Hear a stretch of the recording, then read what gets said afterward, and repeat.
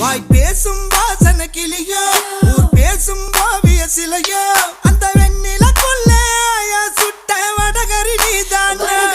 நீ போனா யாரடி எனக்கு நீ தானே சின்ன ஜினுக்கு அடி 5:30 மணிக்கே ஜெஞ்சர் சோடா தர நான் உனக்கு நாம் பார்த்த ஒரு தல நீதானே உன்னால தருதல நான் தானே அட நெருப்புல விழுந்த ரசம் அரிசி புழுவ நானே